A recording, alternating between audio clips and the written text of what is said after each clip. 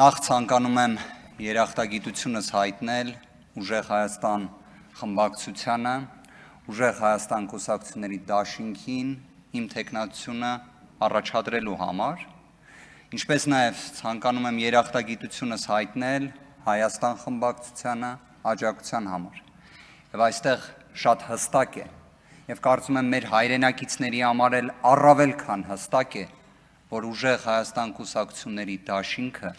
եւ Հայաստան դաշինքը տարբեր ուժեր են։ Կարծում եմ նաև այդքան շատ ինձ հնչեցված հարցադրումները մեկ քաղաքական թիմում լինելու, այնուհետև այլ քաղաքական թիմում լինելու հենց դրա հաստական տվյալն էր։ Բայց մի հետաքրքիր հանգամանք նշեմ։ Այո, ես տեսնում եմ, որ քաղաքացիական պայմանագիր կուսակցության, խմբակցության կազմում կան անձինք, որոնք եւս այլ քաղաքական թիմում ընդգրկված եղել են։ Մի ռետորական հարց հնչեցնեմ, իսկ ձեր նախորդ քաղաքական թիմից ձեր մասին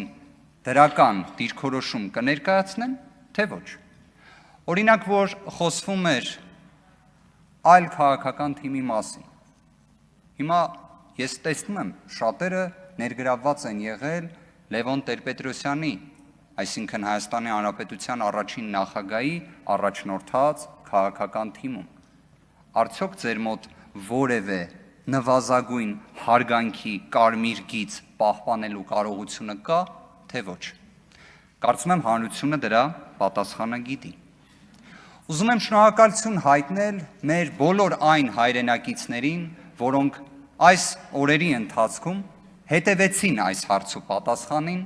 եւ հրապարակավ նաև դրվատանքի խոսքեր շռայլեցին իմ հասցեին։ Ես կարծես թե նկատել էի շատ էր խոսվում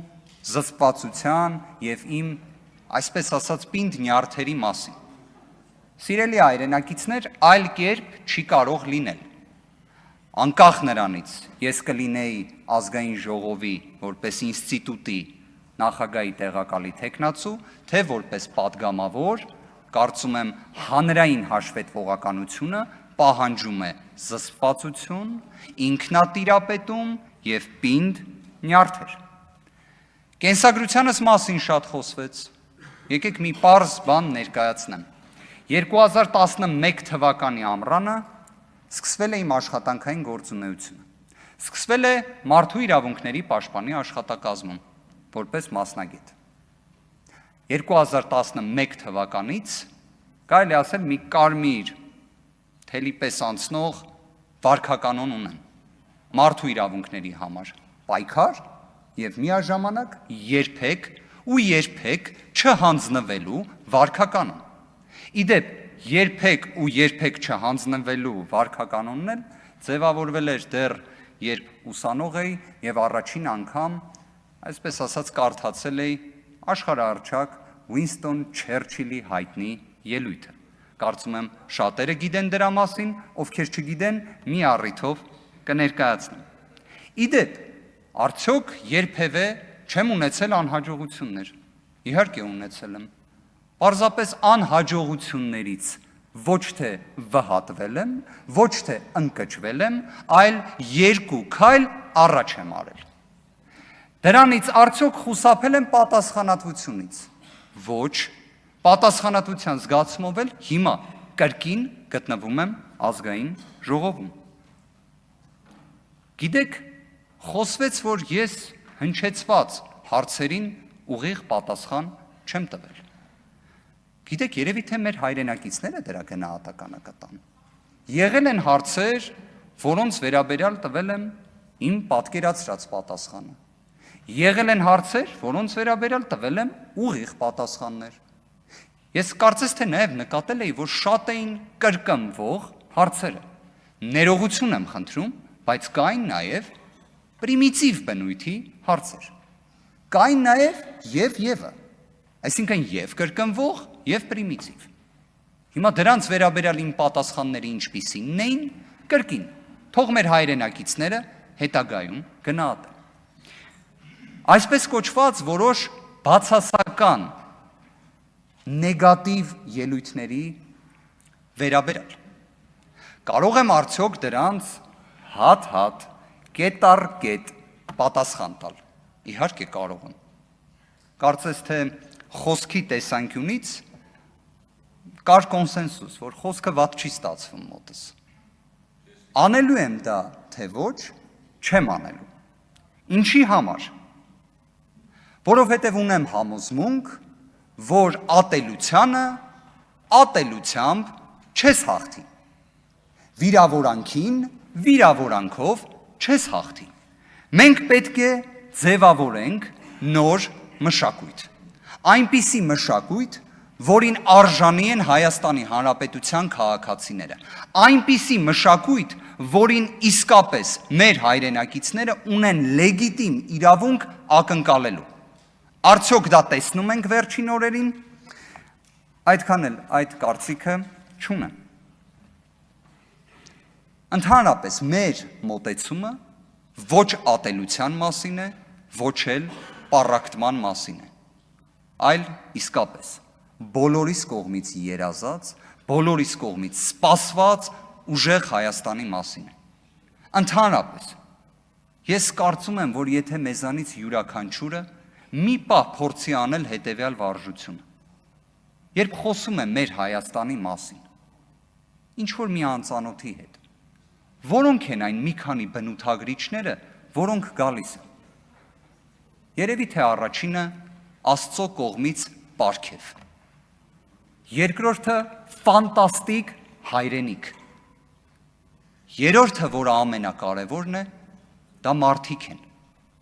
Հայաստանի Հանրապետության քաղաքացիները, իրենց հոգատարությամբ, իրենց աշխատասիրությամբ,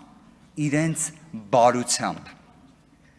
Ընդհանրապես, եթե դուք մեկ պահ ցանկացած մարդ այստեղ դահլիճում գտնվող իշխանական ներկայացուցիչներից մինչև մեզ հետևող հայրենակիցները, հայ մարդուն, Հայաստանի Հանրապետության քաղաքացուն ամենալավ բնութագրող գիծը, մեկը դա բարությունն է, երկրորդը աշխատասիրությունը։ Հետևաբար ատելություն ու պառակտում պետք է չլինի մեր հայրենիքում։ Իսկ պատմությունը ցույց է տվել, որ երբ մենք լինում ենք պառակտված, մենք ունենում ենք անհաջողություններ, մենք ունենում ենք դժբախտություններ։ Հետևաբար մենք նշված օրակարգը չենք սնուցելու, այլ մենք առաջ ենք քաշելու մեր քաղաքական օրակարգը, որի խարիսխը եւ առաջնային ելակետը պետք է լինի Հայաստանի Հանրապետության քաղաքացու հոգսերի սպասարկումը, Հայաստանի Հանրապետության քաղաքացու կյանքի որակի փոփոխությունը եւ դրան միտված քաղաքական օրակարգ, օրենսդրական փոփոխություններ եւ կոնկրետ ծրագրեր։ Տեղին է երևի թե եւս մեկ անգամ հիշատակել այն խոսքը, որը ներկայացրել էր ԱՄՆ փոխնախագահ J.D. Vance-ը, որ մենք չպետք է միայն խոսենք ժողովրդավարական արժեքների մասին, մենք պետք է ապրենք դրանցով։ Այո, քաղաքացիական պայմանագրի կողմից շատ է խոսվում ժողովրդավարության մասին, բայց զուտ խոսվում է, իրական կյանքը դրա մասին չէ։ Այսքան քաղաքական բանտարկյալների առկայությունը, այսքան կալանքների ռեկորդային թվերը հակառակի մասին են խոսում։ Ընտրական գործընթացում խախտումները հակառակի մասին են խոսում։ Ինչ վերաբերում է ազգային ժողովի նախագահի տեղակալի կողմից, ազգային ժողովի նախագահի կողմից հանձնարարությունների վերաբերյալ, այն վերաբերում է ազգային ժողովի նիստերին, այն վերաբերում է նիստերի բնականոն ընթացքին, ինքս իմ առաջնային ելույթում դրա մասին խոսել եմ։ Իսկ որպես ազգային ժողովի պատգամավոր, որպես ազգային ժողովի նախագահի տեղակալ այդ կարգավիճակում, բնականաբար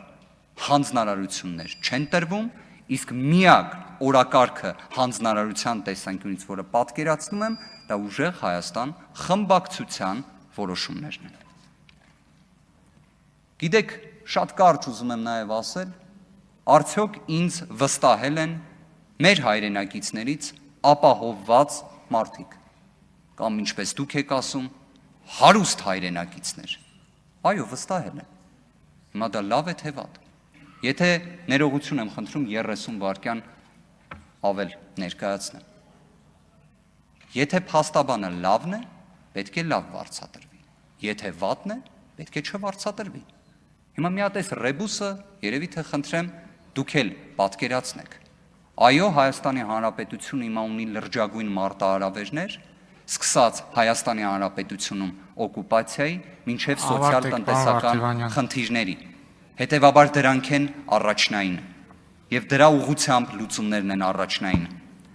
Ամփոփելով խոսքս, մեկ պարբերություն եմ ուզում մեջ բերել։ Դեռևս 18-րդ դարում կազմված Շահ Ամիրյանների որոգայթ փառած իրավական ֆունդամենտալ փաստաթղթից։ Որքան ավելի բարություն է մեզ հարկավոր, որ մեր կյանքը զսպենք օրենքով ու ազատությամբ, որպեսզի արժանի դառնանք Տիրոջ պաշտամունքին։ Սիրելի հայրենակիցներ, շնորհակալ եմ,